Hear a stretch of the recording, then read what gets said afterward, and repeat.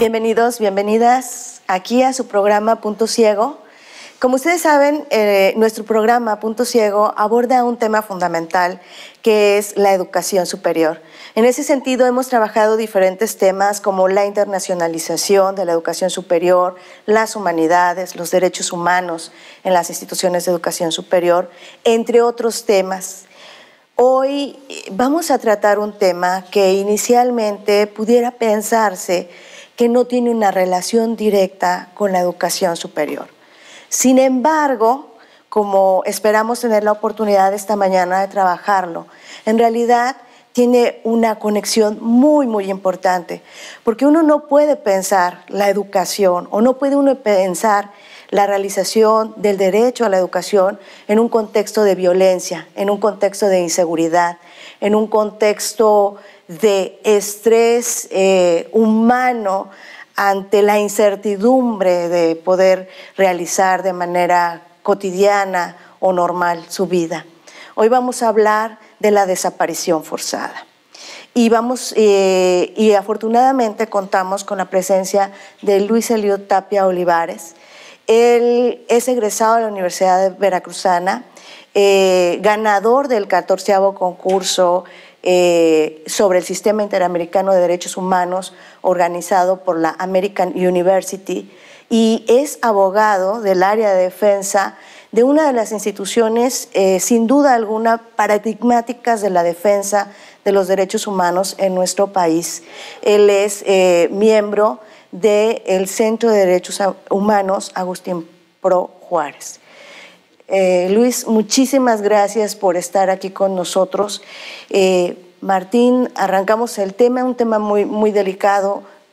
Quédense con nosotros, de verdad los contenidos les van a interesar muchísimo. Muy bien, pues bienvenido Luis.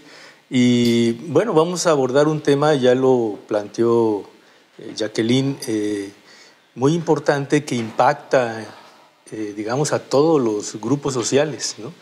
Y a los que nos integramos o estamos en la Universidad Veracruzana, sobre todo en un contexto sociopolítico como el veracruzano, difícil, complicado también con los problemas de inseguridad, pues nos vemos en la necesidad de abordar este tema. Bueno, tú sabes que eres un especialista en el tema. El problema de la desaparición forzada es un tema fundamental, que difícil a veces de abordar y de entender, ¿no? Y para esto el tema de la desaparición forzada no lo podemos entender sin tener un contexto, ¿no? Sociopolítico. Pudiéramos decir nacional, pero también pudiéramos pensar en un contexto internacional. El problema de las desapariciones forzadas no se circunscribe únicamente a México, digamos, tenemos antecedentes históricos, los podemos irnos, por ejemplo, hasta la Segunda Guerra Mundial, ¿no? Pero, digamos, ya viéndolo más contemporáneo, lo que ha impactado a Latinoamérica han sido muchas de las desapariciones forzadas en el Cono Sur con las dictaduras, ¿no? Y después de ahí viene un proceso muy interesante de intervenciones de la Organización de las Naciones Unidas con algunas normas internacionales. ¿Cómo podemos nosotros, digamos, brevemente contextualizar esta situación en la que se desarrolla la desaparición forzada, la tortura? ¿Qué nos puedes decir tú al respecto? Claro que sí. Bueno, primero muchas gracias por la invitación y creo que es un tema bien importante de abordar, y como ya lo han venido comentando desde los primeros minutos del programa, yo creo que hay que leer justamente la desaparición forzada desde otras violaciones a los derechos humanos. En un país, en un estado donde hay diferentes movimientos sociales que se vinculan con la exigencia de derechos humanos económicos, sociales, culturales y ambientales, ciertamente eso recae en la violación de otros derechos humanos, como sucede con la desaparición forzada de personas. Y claro, no estamos desafortunadamente ante una violación a derechos humanos nueva, ¿no? Ya hay una evolución de las formas del Estado de reprimir y a veces una repetición de esas violaciones a derechos humanos. La desaparición forzada, como comentaba, se ha utilizado en las dictaduras en Argentina, en Uruguay, y justamente por eso se vio la necesidad de hacer una legislación en materia internacional sobre el tema. Pero hablando del contexto en el que se vive en este momento en el país, diría, y la organización en la que trabajo opinamos de ese modo, estamos en una grave crisis de derechos humanos. Y lo opinamos a partir de lo que han diagnosticado expertos en la materia. En específico, en el tema de tortura, en el año 2014 visitó México el relator contra la tortura, Juan Méndez.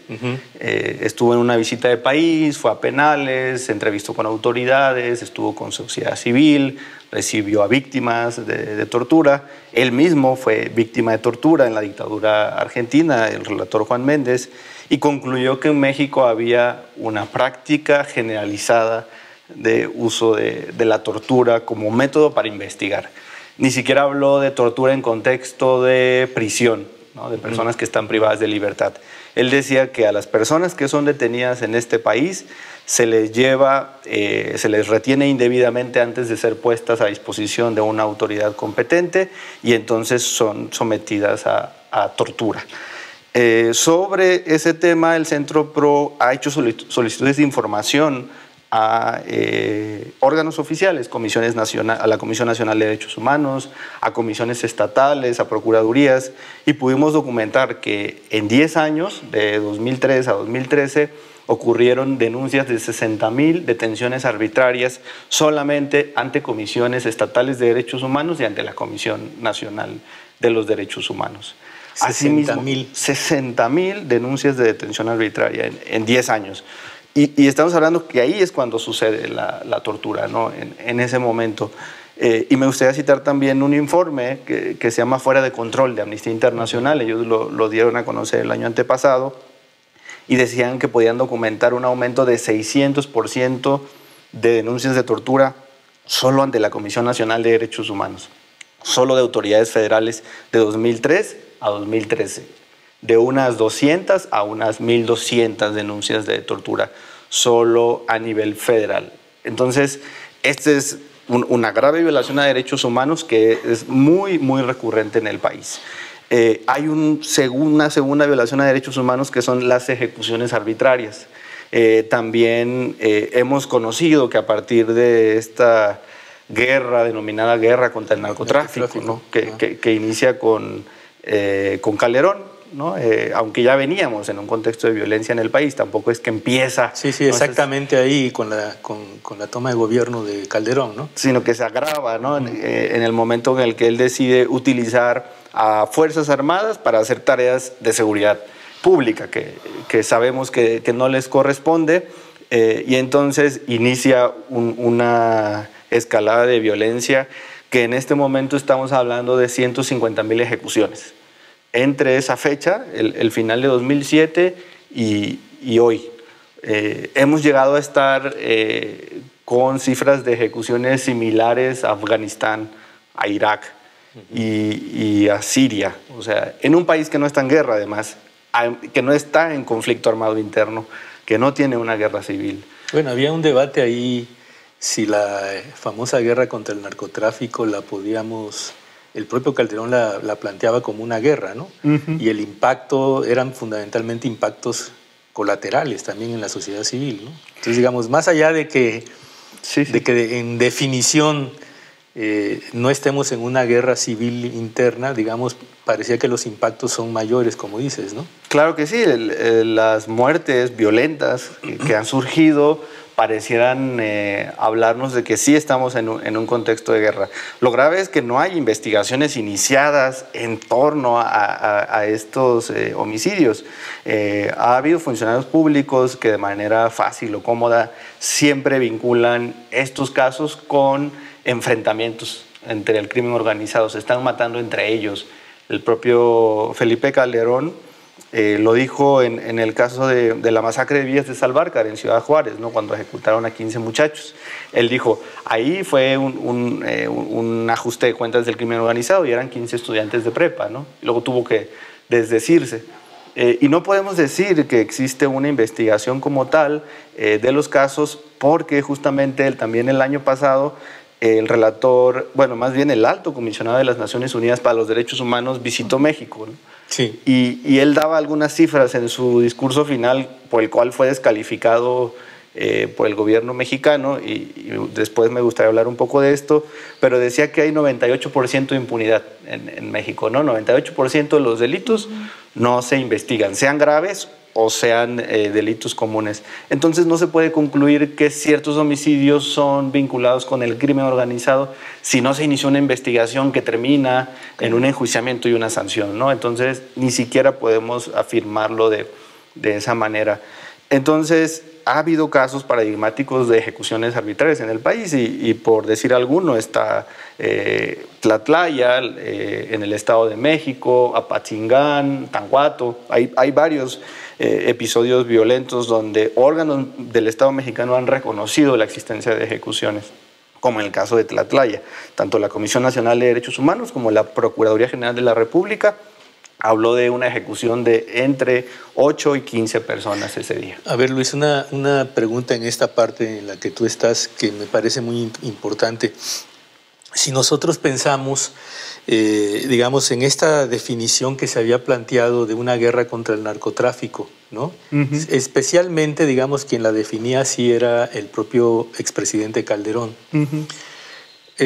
Toda la problemática se centra en que la situación de impartición de justicia que tenemos es fundamentalmente un problema, no es un problema de la sociedad, sino es un problema vinculado al narcotráfico, ¿no? Es como se plantea, pero lo que nosotros observamos también que tenemos históricamente un sistema de impartición de justicia que permite y cobija todo este proceso de impunidad. Entonces, bueno, es un poco como para ir centrando algunos elementos. O sea, más allá del narcotráfico, esta historia, digamos, a veces autoritaria, larga del país, que aparentemente termina en el año 2000, ¿no? Con la transición política, parece que no fue suficiente el proceso de transición. Sí, claro. Entonces, ¿cómo ubicamos esa parte?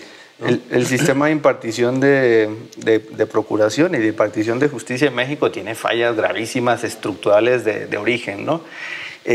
Frente a la comisión de delitos, el gobierno ha respondido con comisión de delitos aún más graves. Frente a la exigencia de respeto de derechos, frente a la protesta social, el gobierno ha respondido justamente reprimiendo grupos, utilizando tortura, ¿no? como forma de enfrentarse a quien piensa diferente en el país. Y, por ejemplo, en el tema de la delincuencia, lejos de enjuiciar a verdaderos responsables, se ha abierto una fábrica de culpables terrible en el país.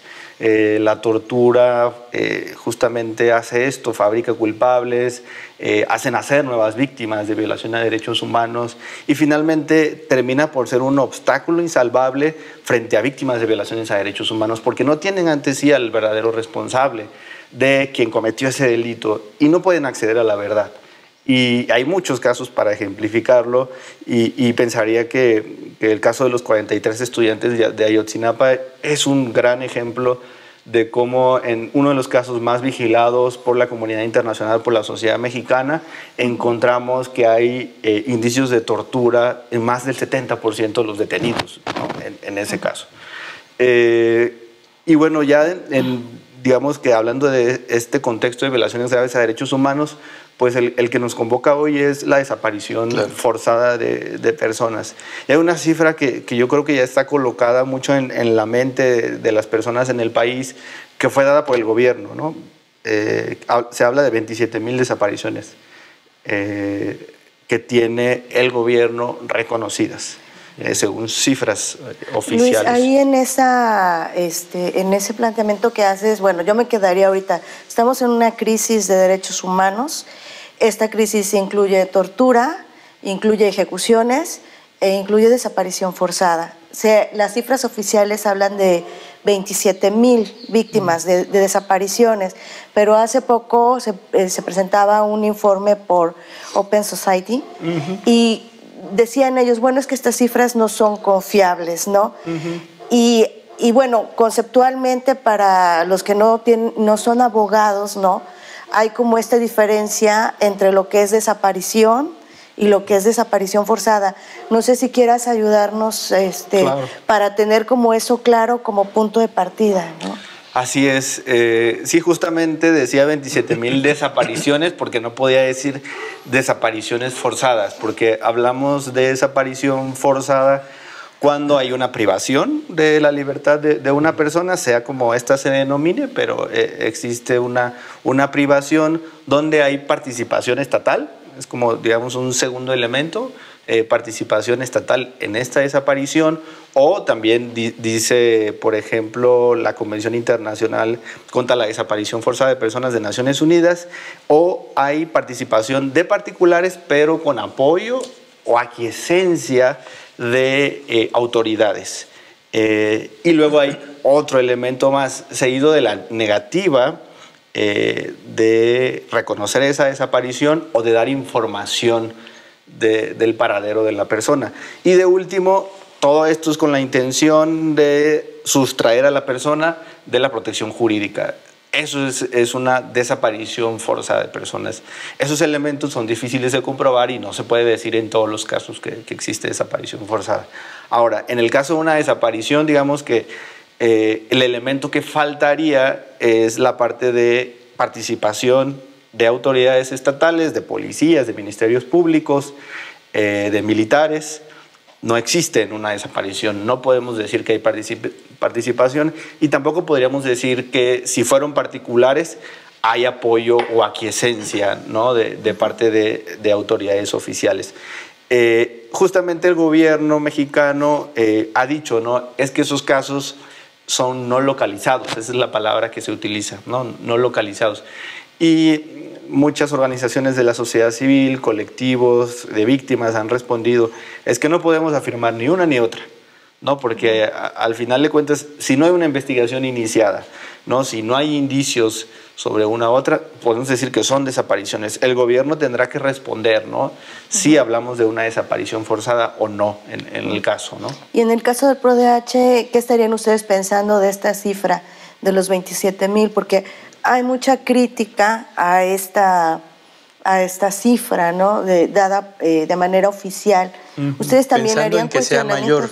Que sea mayor, sí, claro. Muchas notas periodísticas hablan de la posibilidad de que sean mayores, ¿no?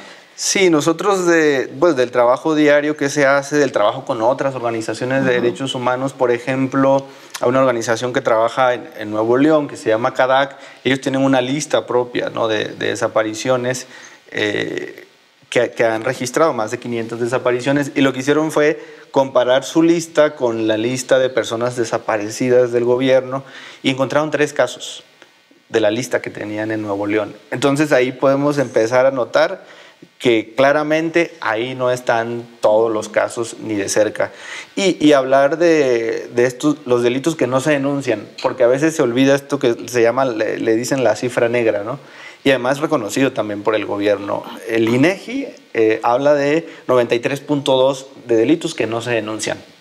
Entonces habría que también meter al debate todas estas desapariciones que simplemente no hay condiciones porque la zona es controlada totalmente por el crimen, por la ausencia del gobierno, porque el propio gobierno a través de sus instancias está coludida con el crimen y no se puede denunciar la desaparición, o sí, simplemente las personas buscan por sí mismas a sus familiares desaparecidos.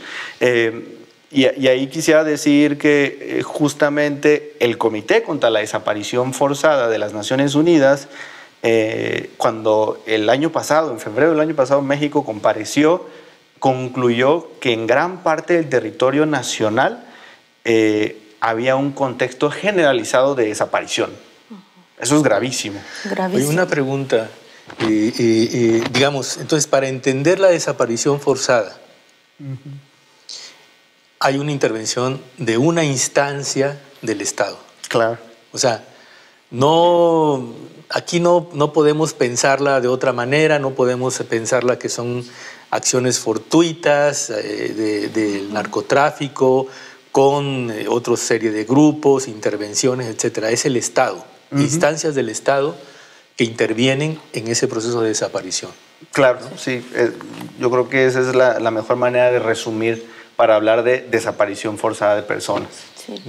Luis, hemos estado viendo esta como actitud del gobierno mexicano a minimizar, a contradecir, a veces hasta ridiculizar y exhibir, ¿no?, a órganos de Naciones Unidas. Está, por ejemplo, el caso del grupo de la Comisión Interamericana, pero también han respondido a relatores, etcétera.